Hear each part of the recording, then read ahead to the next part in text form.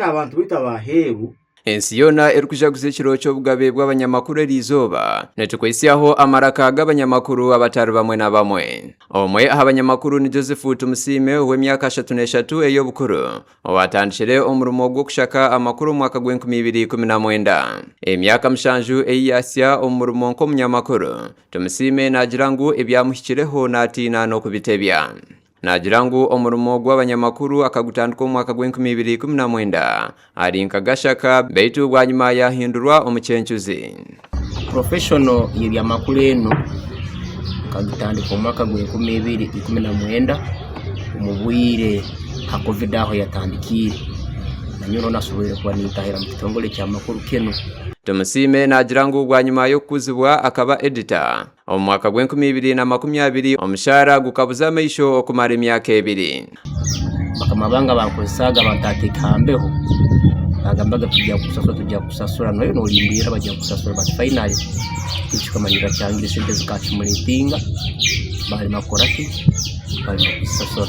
Ogwo nagirangu utiwe wenka owashirweho beitu bagenzi be mukaga nabo tebaratungire mushara.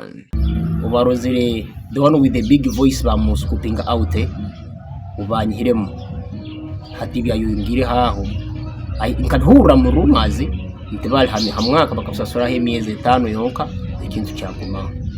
Beitu bwanyuma yo kwihuza munonga nagirangu nosha bakamabeye bakatandika kumwerarikirira ngo abasa kuremesa abandi atiyo nko kwigurwaho emishango etari yemwenemwe atiyo yahendera akomerwe.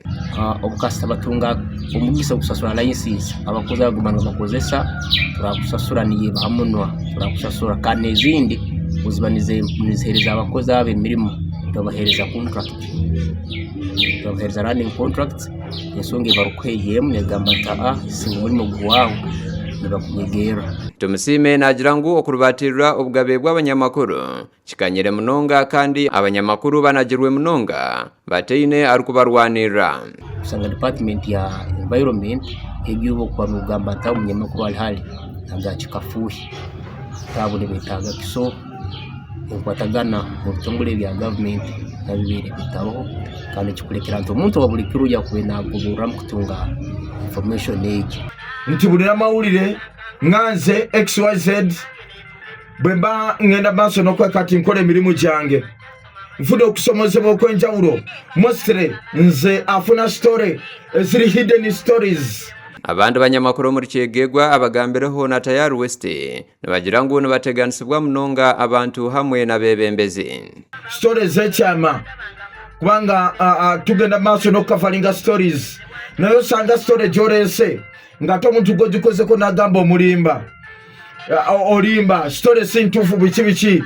Okurubatirira obugabe bw'abanyamakuru ni kimwe ahamize erukuretero omurimo gw'abanyamakuru gwaguma n'obuharabe haruho ebikozirwe okushagika obugabe bw'abanyamakuru hakiriyo byingi ebyine kukorwa kurenegeza obugabe bw'abanyamakuru omu Uganda. Gasha kwatulya mureba Paul ahabwa Tayari West. Asoseka namba 2 njirengere binda waneno kurosi muntu bamanye bone batazembera.